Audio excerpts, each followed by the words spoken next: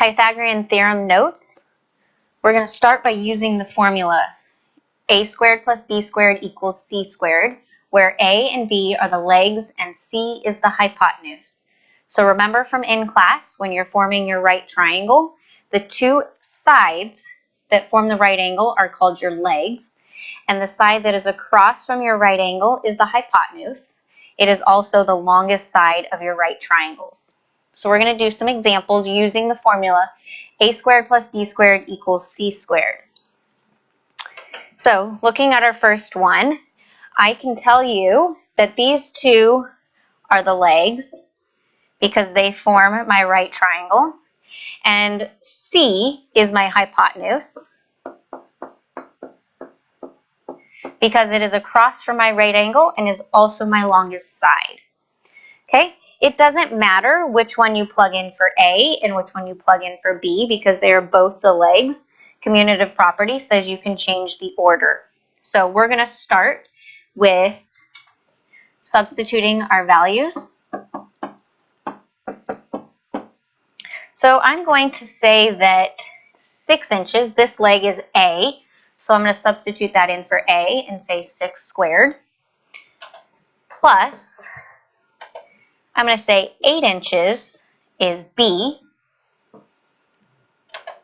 and will equal C, but I don't know what that is yet, so I'm just going to plug in C. So let's simplify here. 6 squared is 6 times 6, which is 36. And 8 squared is 64. And we still don't know what c squared, so we're going to leave that. Now, 36 plus 64 is 100 equals c squared. Okay, we've already done squares and square roots.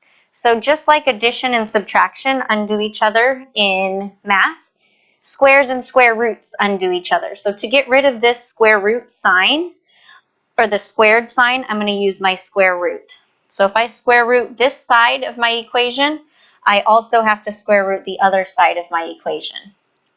And the square root of 100 is 10 because 10 times 10 gets me 100. So my c value is 10. All right, let's look at the next one. We have 9 and 2 for our legs. Down here is your right angle. 9 and 2 are our legs, and we're still solving for c. So we're going to use our same formula, a squared plus b squared equals c squared. My 9, I'm going to plug in for A. B, I'm going to plug in 2. And we still don't know the c, so we're going to keep that the same. 9 squared, 9 times 9 is 81, plus 2 squared is 4.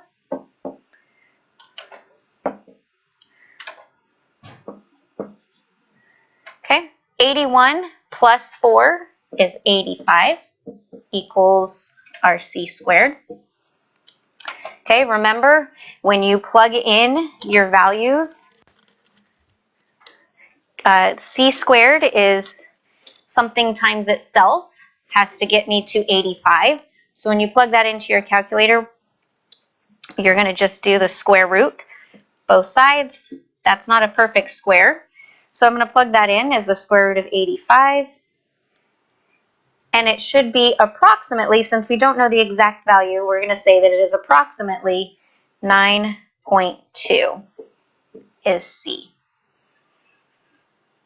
Okay, I want you to pause the video and work through number 3. You're going to plug in your answer, and then you can turn it back on and check your work.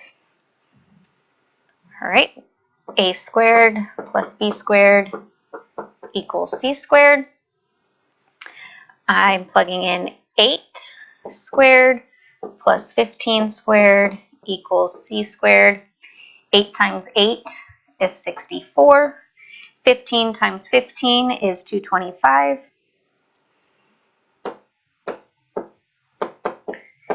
then 225 plus 64 is 289 equals c squared. Square root both sides. And the square root of 289 is 17.